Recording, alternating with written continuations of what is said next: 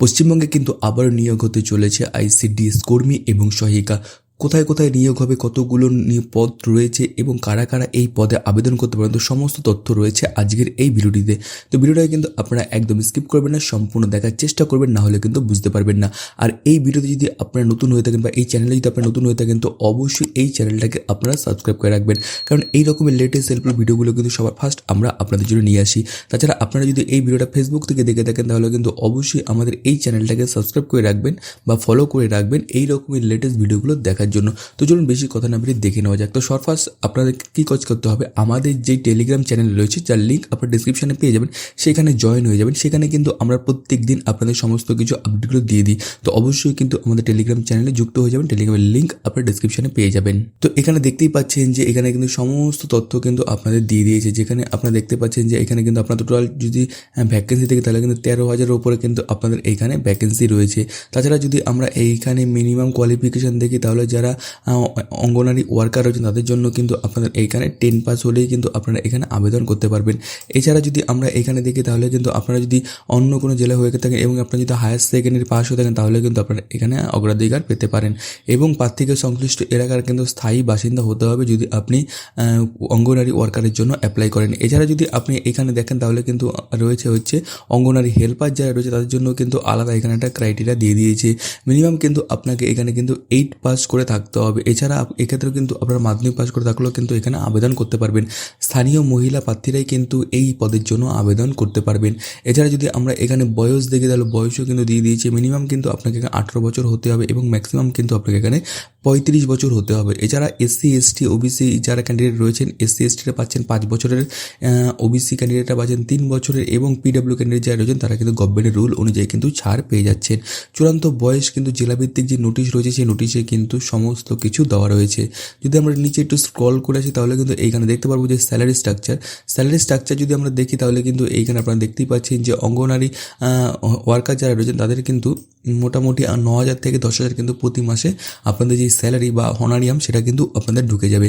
এবং হেল্পার যারা রয়েছে তারা কিন্তু 4,500 থেকে 5,500 বা এর থেকে একটু কিন্তু বেশি কিন্তু এবার হতে পারে, কারণ যেহেতু আপনাদের 1,000 টাকা করে বৃদ্ধি করা হয়েছে, তাই কিন্তু আপনাদের একটুখানি কিন্তু বেশি কিন্তু আপনাদের হতে পারে স্যালারিটা এর থেকে। তো অবশ্যই কিন্তু আপনাদের কত স্যালারি রয়েছে সেটা কিন্তু অবশ্যই নিচে কমেন্ট বক্সে কমেন্ট করে জানাবেন।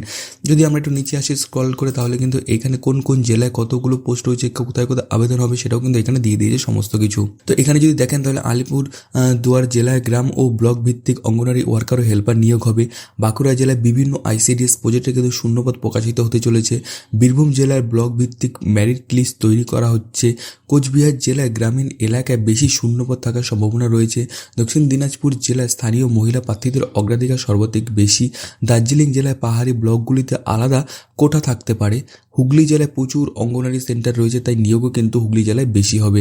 হাওড়া জেলায় উরবান ও রুরাল প্রজেক্ট আলাদা কিন্তু বিজ্ঞপ্তি বেরোবে আপনাদেরকে। জলপাইগুড়ি জেলায় কিন্তু টি গার্ডেন এরিয়াতে নিয়োগ বেশি হতে পারে এইবার। ঝাড়গ্রাম জেলায় কিন্তু ট্রাইবেল এরিয়া যে রয়েছে সেখানে কিন্তু বিশেষ ছাড় প্রযোজ্য হবে, তার জন্য কিন্তু আপনারা এখানে আবেদন করবেন। কালিম্পং জেলায় কিন্তু পাহাড়ি অঞ্চল নিয়োগ হবে কিন্তু এইবার। কলকাতাতে উরবান আইসিডিএস সেন্টারে কিন্তু নিয়োগ হবে। মালদা জেলায় বিভিন্ন ব্লকে কিন্তু এবার নিয়োগ হয়ে যাবে। মুর্শিদাবাদ জেলায় শূন্যপদ সংখ্যা বেশি হওয়ার সম্ভাবনা কিন্তু রয়েছে এইবার। নদিয়া জেলায় গ্রামীণ এলাকায় নিয়োগ হবে। নর্থ 24 পরগনা একাধিক প্রজেক্টে নিয়োগ হবে। পশ্চিম বর্ধমানে কিন্তু ইন্ডাস্ট্রি এরিয়াতে বা উরবান সেন্টারে কিন্তু নিয়োগ হবে। পশ্চিম মেদিনীপুর জেলায় ব্লক ভিত্তিক কিন্তু নিয়োগ হয়ে যাবে। পূর্ব বর্ধমান জেলায় গ্রাম অঞ্চলের শূন্যপদটা এবার একটু বেশি থাকবে। পূর্ব মেদিনীপুরের কোস্ট এরিয়াতে আপনাদের নিয়োগ কিন্তু এইবার হয়ে যাবে। পুরুলিয়া জেলা গ্রামীণ অঞ্চলে নিয়োগ বেশি হবে। সাউথ 24 পরগনা সর্বাধিক শূন্যপদ থাকতে পারে। এছাড়া উত্তর দিনাজপুর জেলার স্থায়ী বাসিন্দাদের অগ্রাধিকার কিন্তু সবথেকে বেশি দেওয়া হবে। যদি আমরা এখানে সিলেকশন প্রসেস দেখতেই পাচ্ছেন, এখানে আইসিডিএস নিয়োগ নির্ধারিত ধাপগুলো কিন্তু আপনাদের থাকছে। সবার ফার্স্ট কিন্তু আপনাদের যে একাডেমিক মেরিট লিস্ট বা মাধ্যমিক 8ম শ্রেণী নম্বর ভিত্তি করে কিন্তু আপনাদের একটা পরীক্ষা নেওয়া হবে।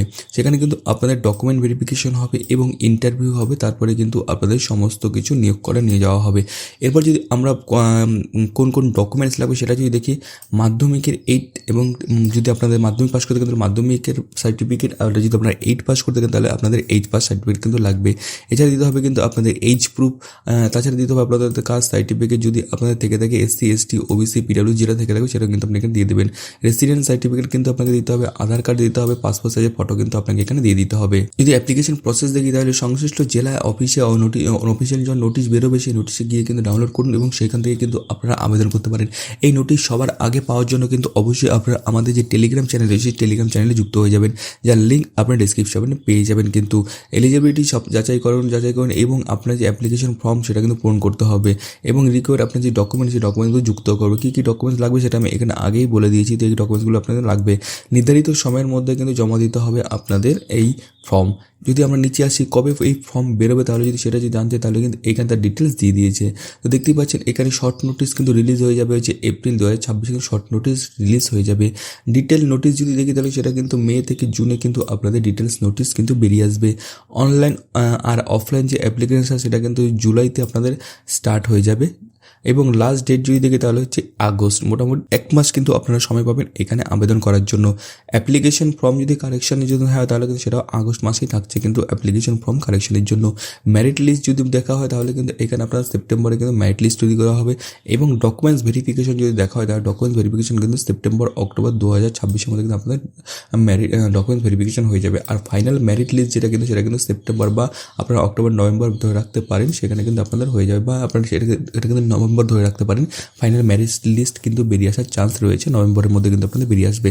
তো এই যে ডেট করা দেখতে পাচ্ছেন এই ডেটের মধ্যে কিন্তু আপনাদের সমস্ত কিছু হবে এবং আপনাদের যে চাকরি সেটাও কিন্তু হয়ে যাবে। তাই যারা যারা মনে করছেন পড়াশোনাটা ঠিকঠাক করে করবেন, তো এই পরীক্ষাগুলো দেওয়ার জন্য কিন্তু পড়াশোনা মাস্ট বি প্রয়োজন। তো পড়াশোনা করার জন্য যেই বইগুলোর প্রয়োজন সেই সমস্ত বইগুলো কিন্তু আমরা দেখুন ডিসক্রিপশনের লিঙ্ক দিয়ে দিয়েছি, সেই লিঙ্কে ক্লিক করে কিন্তু অবশ্যই আপনারা একবার দেখবেন। যদি আপনাদের বইগুলো পছন্দ হয় তাহলে কিন্তু অবশ্যই আপনারা বইগুলো কিনবেন, কারণ ওই বইগুলো যদি না পড়েন আপনারা তাহলে কিন্তু আপনাদের যে সিলেকশন কিন্তু আটকে যাবে। কারণ জানেন এখন কিন্তু সবাই হিউজ পরিমাণে পড়াশোনা করছে, আর এই পড়াশোনার মধ্যে যদি আপনি ফাঁকা দেন তাহলে কিন্তু আপনার যে চাকরি সেই চাকরিটা কিন্তু অন্য কেউ নিয়ে নেবে। তাই পড়াশোনাটা কিন্তু আপনাকে জবরদস্ত করতে হবে। পড়াশোনা করার জন্য যেই বইগুলোর প্রয়োজন সেই সমস্ত বইয়ের লিঙ্ক দেখুন আপনারা ডিসক্রিপশনে পাবেন, সেই লিঙ্কে ক্লিক করুন এবং গিয়ে দেখে আসুন যে আপনাদের বইগুলো পছন্দ হচ্ছে কিনা। যদি পছন্দ তো অবশ্যই সেই জায়গা থেকে কিনে নেবেন। যদি আমরা নিচে একটু স্ক্রল করে আসি তাহলে এইখানে আপনাদের যে ইম্পর্টেন্ট লিঙ্কগুলো রয়েছে সেই লিঙ্কগুলো কিন্তু এখানে দিয়ে দেওয়া রয়েছে। ডাউনলোড অফিসিয়াল নোটিস কিন্তু খুব তাড়াতাড়ি চলে আসবে, যেটা পাওয়ার জন্য কিন্তু অবশ্যই আমাদের যে টেলিগ্রাম চ্যানেল রয়েছে সেই টেলিগ্রাম চ্যানেলে যুক্ত হয়ে যাবেন। সেখানে কিন্তু আমরা এই সমস্ত ডিটেলস আপনাদের দিয়ে দেবো।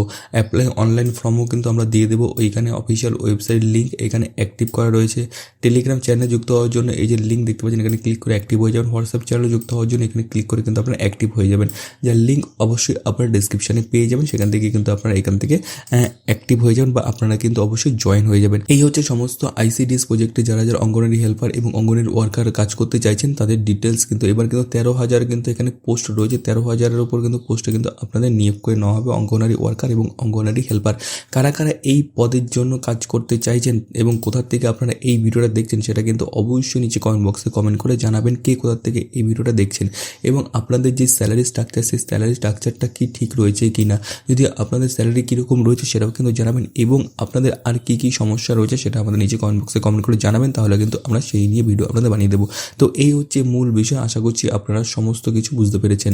যদি সমস্ত কিছু বুঝতে পেরে দেখেন তাহলে কিন্তু অবশ্যই আমাদের এই চ্যানেলটাকে সাবস্ক্রাইব করে রাখবেন এই রকমের লেটেস্ট হেল্পফুল ভিডিওগুলো সবার আগে দেখার জন্য, কারণ আমরাই কিন্তু আপনাদেরকে সবার ফার্স্ট এই ভিডিওগুলো দিয়ে থাকি যেখানে কিন্তু আপনাদের খুব কাজে আসে এই ভিডিওগুলো এবং খুবই কিন্তু আপনাদের হেল্পফুল হয়। তাই কিন্তু অবশ্যই আমাদের এই চ্যানেলটাকে সাবস্ক্রাইব করে পাশে থাকবেন, পাশে থাকা বেল আইকনটাকেও প্রেস করবেন এবং কমেন্ট বক্সে জানাতে ভুলবেন না আপনারা এই ভিডিওটা কোথা থেকে দেখছেন। তো দেখা হচ্ছে নতুন আরও একটি ভিডিও, ততদিন আপনারা সুস্থ থাকুন। Thank you and Jai Hind.